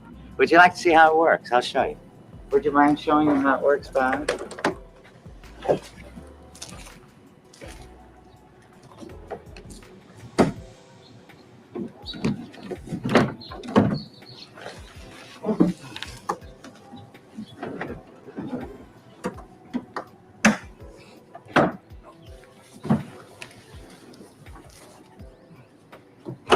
There you go.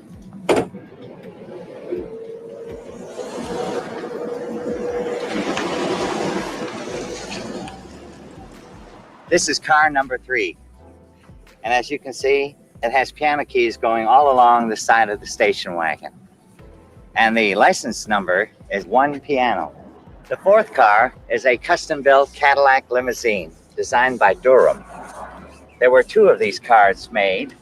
The other one was a bulletproof model designed for Lady Bird Johnson when Lyndon B. Johnson was president of the United States. It has some unusual appointments on the inside. Would you like to see them?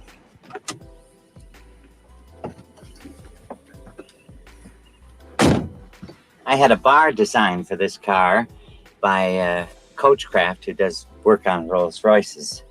And it's quite unique in that I'm sorry, I'll have to do that over. And this is car number 5. This is an English taxi cab. It's a 1957, and I bought it in London, and I had it shipped to the States. I changed the color of it because the English cabs are black. The flooring is carpeted in red carpeting, and the interior is also carpeted, and the upholstery is black leather, and the meter works, and it's in the old English coinage of pounds, shillings, and pence. I use this taxi to pick up guests when they come to visit me, and it really kind of gives them a thrill when I pull up at the airport in this wonderful old cab. This is car number 6. This is car number 7. This is a new replica of a Model A 1930 Ford Roadster. The number plate on this car is appropriately, I am cute. This is car number 8. This car is a Bradley GT. It's built on a Volkswagen chassis, and it's a customized car. It's one of a kind. And in order to get in it, you put the window up like this. The interior is done in crushed velour. There are no doors on this car, as you can see, so it's a little tricky getting in and out, but it's fun.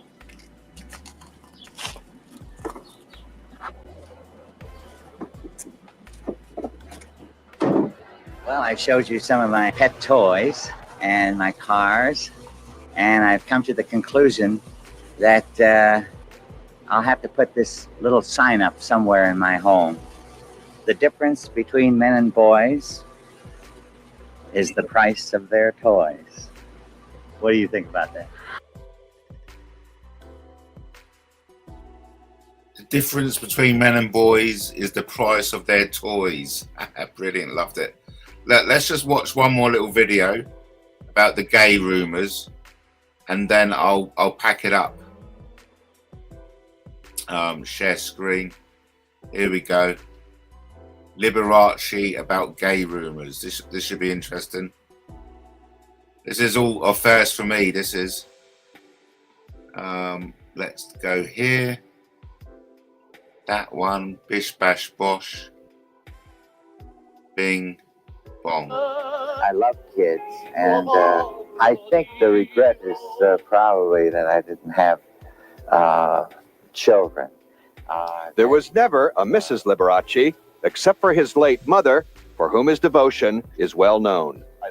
Because of that, because of his flamboyant lifestyle and male friends, there have been questions about his sexual preferences. Those rumors used to infuriate him. About 25 years ago, you lodged a libel action in England against a gossip columnist who insinuated that you were not the marrying type. We're living in such a permissive world that I don't think anybody really much cares whatever anybody does behind closed doors. It's not shocking anymore. It's, I think in the 50s, any publicity along those lines was very daring, and it called for a defense.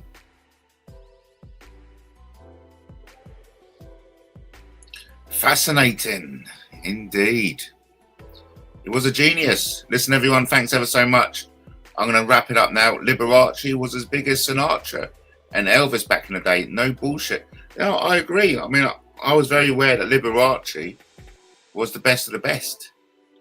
Lenny, you'll be telling us Cliff Richards is gay next, son. Sad, really. He was adamant he wasn't gay. 40 years later, he'd have a husband and no one would give him a shit. I know. Shame, isn't it? Until the next time, everyone, be good. Thanks for tuning in, and I will catch you again.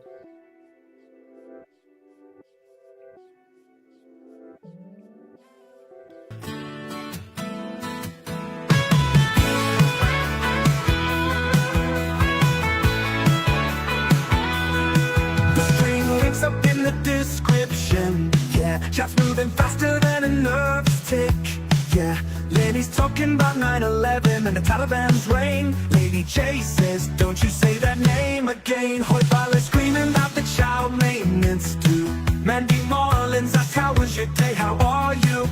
It's a beautiful disaster, a glorious mess. Just another night of digital stress. Oh, it's only YouTube, don't you take it to heart. It's only YouTube where the trolls play their part. From Comet to Epstein, from the old to the sand, we're all just survivors in this digital land. So celebrate life, it's a precious old thing, while the keyboard warriors venom their flame. Yeah, it's only YouTube late at night. Grab your popcorn and hold on tight. What about fast digging up dirt on some old TV host? Danny West is back, the one he hates the most. He's calling folks Mongo and cunts from St. Albans. A master of satire, or so he plans. There's talk of scat music and an inverted cock. The conversation spinning right off the dock. BTDS, someone types in a hurry. The pace of the nonsense is starting to blurry. Oh, it's only YouTube, don't you take it to heart. It's only YouTube where the trolls play their part. From Charlie Kirk tributes to nonsense on an aisle, trying to make each other crack a smile. So celebrate life, it's a precious old thing, while the keyboard warriors venom their flame. Yeah, it's only YouTube late at night. Grab your popcorn and hold on tight. A moment of silence for Badger, R.I.P. A reminder for all of us to see that behind every avatar, a person is there, trying to show somebody they care. Or maybe they're just there to start a big fight on a YouTube live stream late into the night.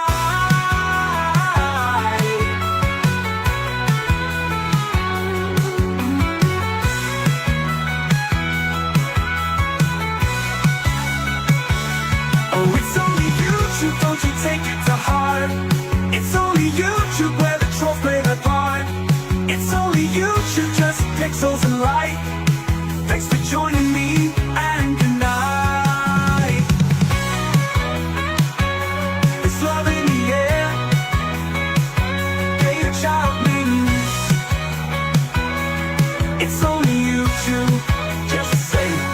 As far back as I can remember, I always wanted to be a gangster.